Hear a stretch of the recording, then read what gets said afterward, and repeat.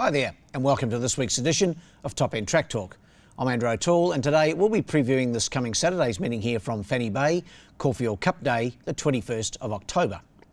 The numbers in the top end continue to be impressive, and we have yet another six-race card to get our teeth into, with the 0 to 58 1600 metres being divided due to some 17 acceptors. A total of 50 horses are scheduled to run this week, and with 10 riders in attendance, all should get a start. 5 of the 6 races feature each-way betting. The first of the half dozen gets underway at 2:23 p.m, while the last is timed to go at 5:34 p.m. In the first event, the Book Your Christmas Party handicap, it's a 0 to 64 and it's over the 1300 metres. My numbers are 9, 2 and 4. He's been racing really well, hasn't he? Number 9 is a risky from the stable of Gary Clark. He's won his last 2, and Jared Todd takes the mount this week. He hasn't ridden him much lately, Toddy. Been mainly Adam Nichols and Stan Sakos and co in recent times. Adam, unfortunately, not riding this weekend. He hurt his upper back in a trial incident a couple of weeks ago. He rode in Alice Springs last weekend, but it's flared up and he's having a week on the sidelines. So we wish him a speedy recovery. So Toddy goes aboard as a risky here. Drawn the 1 gate.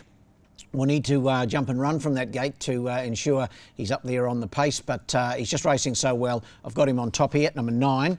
To beat the last start winner, number 2, Son of Bielski from the stable of Chris Nash. Nash is having a good run with his little team. I think he's had 4 wins in a second from only 10 runners this season, so he's going well. And Son of Bielski was the last start winner, as we mentioned, ridden on that occasion by Mark Pegas. That was a fortnight ago. Gus is back again this weekend to take the mount. He's drawn awkwardly this week, though. He's drawn 10, so he goes from the outside gate at the 1300, but a good run down the back straight, and hopefully he can get him into a decent spot. He'll be there or thereabouts. And in for third, number 4, Sharatera from the stable of Phil Cole. Cole's back from his overseas holiday, so he'll be busy. Aaron Sweeney. Now, it's great to see Aaron back. Of course, rode with good success during the carnival here, the Irishman, and he's back and looking like he's going to stay here in the top end, which will be a real boon for top end trainers and punters. And he takes them out here on Sharatera, a last start second behind Soul Spirit. So my numbers in the first are 9, 2 and 4. We go to the second as we switch over the page here, and the second is the Melbourne Cup Day on the 7th of November handicap. We move to the 1200 metre gate for this one, and this is the 0 to 70 handicap, so the highest rated race on the day. My numbers here are 2, 6 and 7.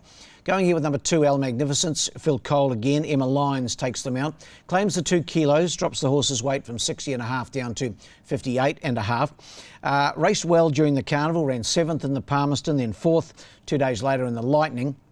He's had a couple of runs since and been a little below his best, but he's had 4 weeks between runs, and I think with that little freshen up, he can come into this and give them a shake from barrier 3. Number 2 on top. To beat number 6, the stablemate, and last start second place getter Soul Spirit, won 2 starts back. Aaron Sweeney goes aboard here, drawn the 4 gate, and racing well, Soul Spirit, just beaten last time by Valabar, only a nose margin on that occasion, or might have been a short half head, but racing well. The 5-year-old mare sure to be in the finish, and my third selection, number 7, Autocratic. He's not getting any younger, he's a 7-year-old now, won the Guineas as a 3-year-old. Jared Todd aboard, drawn the 1 gate. Look for him to be up on the pace, and wouldn't surprise to see him go a bold race. My numbers in the second are 2, 6 and 7. The third's the Tab Same Race Multi Handicap, this over the 1100 for the benchmark 54 gallopers, and numbers here are 4, 3 and 1. She's racing well, this mare, for Gary Clark, Star Spangled Dancer, and this week to be ridden by Jared Todd. Nichols has been aboard the last couple of wins, but of course he's out, as we mentioned. She's drawn well, she's drawn in barrier 3, and I think she'll go straight to the front and give them plenty to catch. She's really improved, this mare, obviously a daughter of Star Spangled Banner. So Star Spangled Dancer for me, number 4. To beat the stablemate, number 3, Wilson's Prom. Stan Sakos aboard for Clarkey. Good run last time behind Plague Stone. That was his first show of form for some time, so I think he can go on with the job. And in for third, the stablemates are looking for the Clark trifecta here. Number 1, Patria in for third. Paul Denton visiting from the Alice, drawn the 1 gate. He's not getting any younger either. He's a 9-year-old now, old Patria, but back to a benchmark 54, so he's way back in grade, and that might be right up his alley. So numbers in the third are 4, 3 and 1. The fourth, the Sportsbet Trobus Handicap. This over the 1,000 metres. The Class 2 gallopers go around here, and my numbers are 1, 3 and 6. Clark and Todd, again, the combination here with number 1, Patriotic King. Drawn 7 on Saturday. This was the horse that broke the track record last time out for the 1100 metres. That was back on the 9th of September. Ran a slashing time on that occasion, won by just under 10 lengths. Only has to reproduce that performance and will be winning again. Number 1, to beat 3, Control Freak, another speedy conveyance here from the Tom Logan stable. Sonia in the saddle. It's had 2 starts in Darwin for a 4th behind Patriotic King in that track record run, and then 3rd last time out to Madame Romanov. So it's got to be in the mix. And in for 3rd, number 6, Madame Romanov. She won last time out in 0 to 58 grade. That was her maiden win, so she did a good job there beating horses that had won previously. Vanessa Arnott a board for Tayan Halter, and Madame Romanov should be in the party once again. Numbers in the 4th are 1, 3 and 6. We move to the 5th. It's the first division of the 1600 metres for the 0 to 58 gallopers. This was the race that we split, so we've got 9 going around here and 8 in the last. This is the bet 365, race 5, and my numbers are 3, 5 and 1. Going here with the Albion for Pete Stennett. Pete's had a bit of a tough week. He's had a couple of bereavements in the family, so our best wishes and thoughts go out to Pete Stennett and the family. So let's hope the Albion can do the business for him here. Emma Lyons takes the mount, claims the 2 kilos. He's racing really well. He had 2 wins back-to-back, and then he's run 2 good seconds behind American Jazz and Son of Bielski, his last 2. Up to the mile, I think that will suit him. He's had 2 starts at the trip for a win and a second, so I think he looks the obvious choice on paper. Number 3, the Albion. To beat number 5, Field Commander from the Clark stable, Paul Denton aboard, steps up to the mile. He's won at this trip once before from 6 goes. His last start over 1300 behind Zariski I thought was good, and I reckon the extra trip will suit him.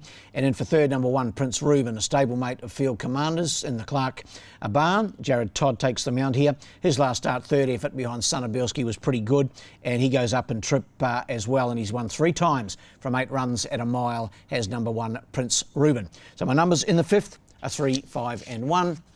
In the last, the 2nd division of the 58 over the mile, it's the Sky Racing handicap. Numbers here 1, 2 and 5. Great to see Gary LaFoe have his first runner back. Gary, of course, has been on the sidelines after an indiscretion, but he's back. He's got a little team around him. This is his first runner, Rising Fire, and Paul Shires, his great mate, takes the mount here. Tommy Logan trained this horse just recently, but he's now back in the LaFoe barn. His last couple of runs have been, his last 4 or 5 runs have been good, but he's just finding it difficult to win. But he gets his chance here. Has yet to win at the mile. He's had 4 starts for 2 seconds, but he looks to have found a winnable race here. Number 1, Rising Fire. To beat 2, Bluffed for Pete Stennett and Emma Lyons. A winner 3 starts back and just continues to race well, Bluffed. And even though he hasn't won at the trip, he certainly looks like it won't worry him. He's had 3 starts for no placings, but I've got him in the mix here to run second. My 3rd selection, number 5, Belsuono for Clark and Todd. A couple of decent runs recently behind the Albion, 2 starts back, and then behind Looking For You. Last time out, finished 4th on both occasions. So my numbers in the last are 1, 2 and 5. Best bet on the day, race 3, number 4, Star Spangled Dancer. Race 3, number 4, Star Spangled Dancer, looking for 3 in a row. While the best roughie is in race 5, number 4, Freddie the Eagle. So race 5, number 4, Freddie the Eagle. Well, that wraps up this edition of Top End Track Talk. We'll be back again same time, same place next week for, of course, what is WS Cox Plate Day, one of the feature meetings on the calendar, not only here in Darwin, but of course right around Australia and of course, obviously at Moonee Valley. And until next week, good luck and good punting.